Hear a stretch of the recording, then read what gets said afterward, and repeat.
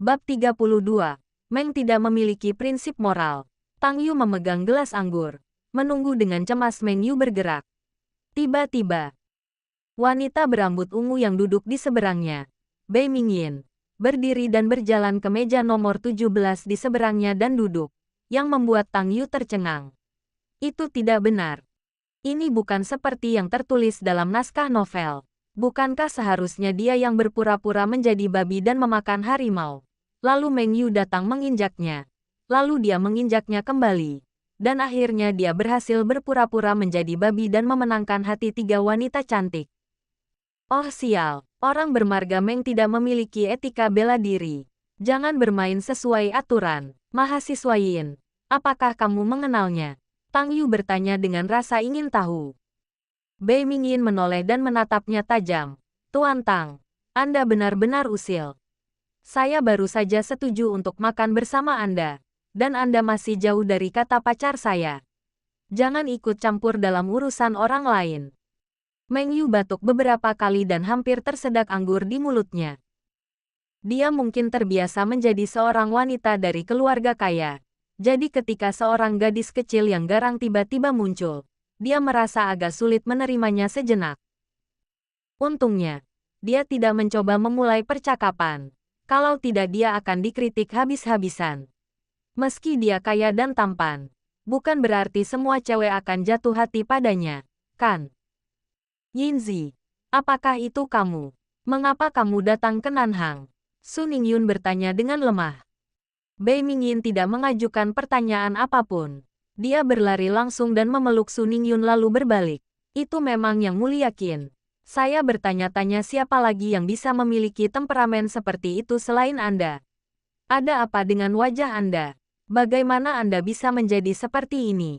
Saya tidak mengenali Anda sampai Anda berbicara. Su Ningyun segera menggelengkan kepalanya. Ceritanya panjang. Yinzi, cepat turunkan aku dan biar ku perkenalkan padamu. Ini kakak Meng Yu, yang sangat baik padaku. Ini Murong Qianyu, putri dari keluarga Murong. Bei Mingyin sedikit mengernyit. Keluarga Nanhang Murong. Ah, bagaimana yang mulia bisa makan bersamanya? Aku tidak suka para tiran lokal ini. Mereka selalu suka menindas orang lain di tanah mereka sendiri. Siapa yang tahu tentang keluarga Murong di luar Nanhang? Dia mengatakan apapun yang ada di pikirannya dan tidak takut menyinggung siapapun. Mengabaikan sepenuhnya ekspresi marah Murong Qianyu. Saya pikir jika Meng Yu tidak duduk di sini, acara realitas PK mungkin telah dipentaskan di Paviliun Dongpo. Kebanyakan anak dari keluarga bangsawan sangat mementingkan kehormatan keluarga. Meng Yu, aku belum pernah mendengar tentang keluarga Meng yang besar. Keluarga terbesar di negara Xia adalah keluarga Meng Sandong. Tetapi mereka tidak sehebat keluarga Murong Nanhang. Dia cukup tampan. Pria yang tampan. Apakah kamu ingin menambahkanku sebagai teman? Aku akan memperkenalkanmu pada seorang gadis. Bei Mingyin tersenyum. Sementara dia berbicara, Meng Yu sedang minum dari gelasnya. Mendengar ini, bir di mulut Meng Yu menyembur keluar, langsung ke wajah Bei Mingyin. Memperkenalkan seorang gadis. Ini. Apakah terlalu langsung? Meng Yu berkata bahwa hati muda mereka yang lahir di tahun 90-an tidak tahan. Wajah Bei Mingyin langsung berubah muram. Dia menyentuh anggur di wajahnya dengan jari-jarinya yang ramping seperti batu giok dan menatap Meng Yu dengan tatapan yang sangat gelap dan sakit-sakitan, yang membuat Meng Yu merasakan hawa dingin di lehernya. Meng Yu menyerahkan tisu padanya dengan ekspresi meminta maaf di wajahnya. Maaf, saya kehilangan ketenangan. Nona Yinzi, tolong bersihkan dulu. Sebagai permintaan maaf, saya akan membayar pengeluaran Anda malam ini. Nona, kakakmu adalah Nona, dan kau juga memanggilku Yinzi. Aku tidak akan pernah mengganti namaku. Nama keluargaku, Bei Mingyin. Jika bukan karena kau mengenal yang mulia Qin, aku akan membuatmu merangkak keluar hari ini. Maaf, Nona Bei Ming. Saya anak tunggal di keluarga saya dan saya tidak punya adik perempuan. Jika Anda butuh ganti rugi, kita bisa bicarakan. Jika Anda menghina keluarga Anda, konsekuensinya mungkin agak serius. Senyum minta maaf di wajah Meng Yu berangsur-angsur berubah dingin. Bei Mingyin ingin mengatakan sesuatu, Tetapi Su Ningyun segera berdiri dan menutup mulutnya. Yinzi, berhentilah membuat masalah. Kakak Meng Yu tidak bermaksud begitu. Lagi pula, Kakak Meng Yu sudah meminta maaf. Di bawah tatapan memohon Su Ningyun, Bei Mingyin mendengus dan mengangguk sedikit. Apa? Air liur Meng Yu menyemprot ke dalam mulutnya. Bah, mengapa anak laki-laki suka minum bir pahit? Bagaimana dia bisa membiarkan hal ini begitu saja? Tahukah kau, dia bahkan tidak menyukai Lamborghini pemberian Tang Yu. Jadi bagaimana mungkin dia kekurangan uang untuk membeli makan?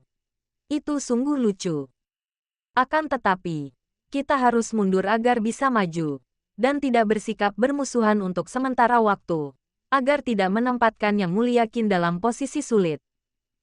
Paling buruknya, saya dapat meminta seseorang untuk menanganinya setelah makan malam. Su Ningyun lalu melepaskan tangan kecilnya. Bei Mingyin menatap tajam ke arah Meng Yu. Setelah bertukar informasi kontak dengan Su Ningyun lagi, dia berbalik dan duduk kembali di meja 18. Setelah menyaksikan adegan ini, Murong Qianyu tersenyum sambil berpikir, dan Tang Yu merasa bahwa kesempatannya telah datang. Sudah waktunya memberi pelajaran pada penjahat muda itu. Meskipun pakaiannya hari ini akan sia-sia jika dia tidak bisa berpura-pura menjadi babi dan memakan harimau, dia selalu bisa berpura-pura menjadi pengganggu.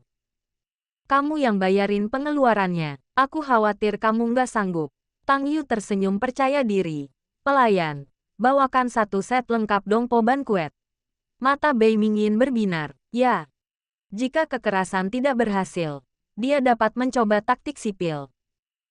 Makanan di dongpo bankuet sangat mahal, dan jika Anda memesan beberapa botol anggur berusia seabad, harganya pasti jauh lebih mahal daripada anggur merah barat, seperti 90 kante dan 82 lafite. Setidaknya 1 set berharga 5 sen, yang berarti 50 juta dolar Namibia. Bersikaplah baik. Meskipun keluarganya berada, tidak peduli seberapa kayanya mereka, orang tuanya tidak akan pernah mengizinkannya menghabiskan 50 juta untuk makan. Itu bukanlah kemewahan, tetapi sungguh pemborosan. Sebab, barang-barang tersebut biasanya hanya terbuang sesekali saja pada saat-saat penting dalam hidup, seperti pada acara ulang tahun anak tertua dalam keluarga, atau ulang tahun ke-60 seorang lelaki tua. Pelayan, bawakan saya sebotol anggur Suhexiang, sebotol anggur mawar lagi, dan, sebotol anggur puzong lagi. Bei Mingyin menatap Meng Yu dengan tatapan provokatif. Dia benar-benar ingin melihat Meng Yu ketakutan setengah mati. Lagi pula, meskipun restorannya tidak besar, sebagian besar orang yang dapat membuat reservasi untuk makan di sini berasal dari keluarga kaya.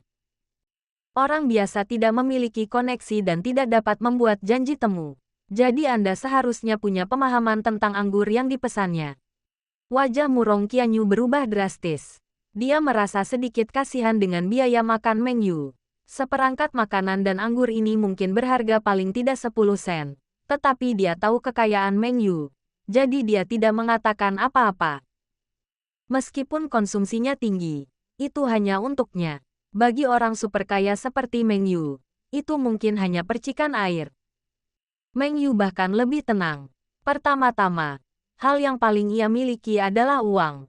Kedua, sebelum dia mendapatkan sistem itu, dia hanyalah seorang pekerja biasa. Bagaimana dia bisa tahu nama-nama anggur kuno dari kerajaan Xia ini? Saya khawatir orang modern normal belum pernah mendengar tentang anggur upeti istana dinasti Song Utara ini. Apalagi meminumnya. Ketidaktahuan adalah kebahagiaan. Tidak masalah jika Anda mengetahuinya. Yang saya bicarakan adalah dia. Itu sudah pasti. Pelayan itu berpakaian seperti pelayan dari dinasti Song Utara, dengan handuk putih tersampir di bahunya, berjalan mendekat sambil tersenyum kecut. Dia telah menyaksikan semua yang terjadi sebelumnya, jadi dia tahu bahwa para tamu di meja ini hanya marah. Tuan, hanya ada Anda berdua di meja Anda. Saya khawatir Anda tidak akan bisa menghabiskan seluruh jamuan makan dongpo. Bagaimana kalau Anda memilih beberapa hidangan yang Anda suka? Lupakan anggur kuno. Sama saja jika Anda minum Mao Tai tua. Pelayan itu mencoba menenangkan keadaan. Restoran ini bukan restoran biasa. Tempat ini dipenuhi oleh para selebriti. Pemilik restoran juga pensiun dari ibu kota kekaisaran untuk tinggal di Nanhang untuk masa pensiun. Dia punya begitu banyak uang sehingga dia bisa membuat peti mati emas. Jadi menghasilkan uang adalah hal yang kedua. Yang penting adalah menyediakan tempat yang elegan bagi orang-orang kelas atas untuk berkumpul bersama. Diam. Apa kau sedang mengajariku cara melakukan sesuatu? Apa kau mengenali merek ini? Bei Mingyin mengeluarkan token dan melambaikannya di depan pelayan. Matanya tertuju pada kata Ming yang ada di tengah token. Pupil mata pelayan itu sedikit mengecil dan keringat membasahi punggungnya dalam sekejap. Saya mengenalinya. Saya akan segera memberi tahu dapur. Pelayan itu menyeka keringat di pelipisnya dan mengangguk.